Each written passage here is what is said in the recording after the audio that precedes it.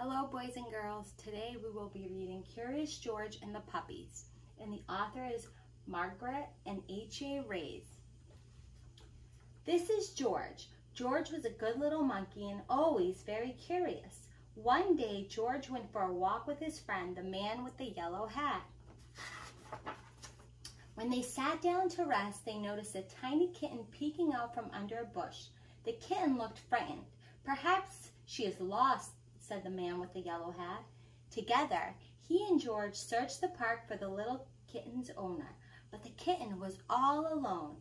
"This kitten is too young to be on her own," the man said.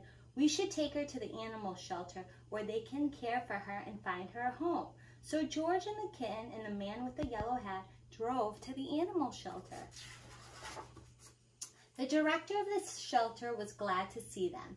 "It was good of you to bring the kitten here," she said. "We will be happy to take care of her." George gave the kitten to the director. Then he and the man with the yellow hat walked inside. "Come in," the director said, "but watch where you step. We have a large litter of puppies and one has gotten out of his cage. We're still looking for him, so please be careful." She closed the door quickly behind them.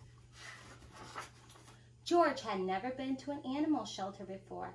Animals of all kinds were being cared for here.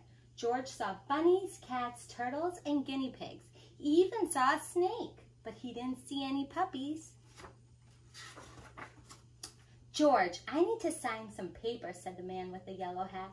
"Please stay here and don't be too curious." Just as the man with the yellow hat left the room, George heard barking. Maybe it was the puppies, but where was it coming from? George was curious. He followed the barking noises and found a full room of dogs. There were yellow dogs, spotted dogs, sleek dogs, and fluffy dogs.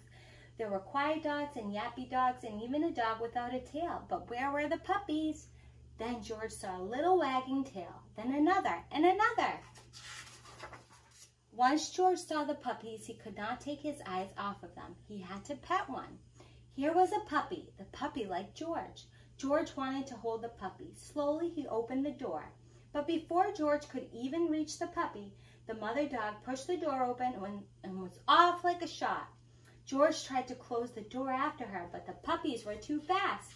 There was nothing George could do. Puppies were everywhere. Puppies hid under the desk. Puppies barked at bunnies.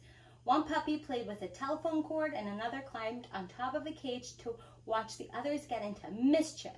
Soon all the dogs were barking, the cats were meowing, and the bunnies rustled into the corner of their cage. "Oh no," cried the director as she and the man with the yellow hat rushed into the room. "Now all the puppies are out." The man with the yellow hat helped the director gather up the puppies and put them safely back in their cage. Soon all the animals settled down and were quiet. Except for one, who was still barking. It was the mother dog. What was she barking at? There was nothing here but a door. There must be something on the other side, thought George. He opened the door. It was the missing puppy. Everyone was happy to finally find the puppy. The director scooped him up and said, "George, you certainly caused a ruckus. But if you hadn't let the puppies out, we might still be searching for this little one." Then she gave the puppies and their mother a snack. "These puppies are now big enough to go live with families who will take care of them," she said. "Do you want to take one home with you, George?" George did. The end.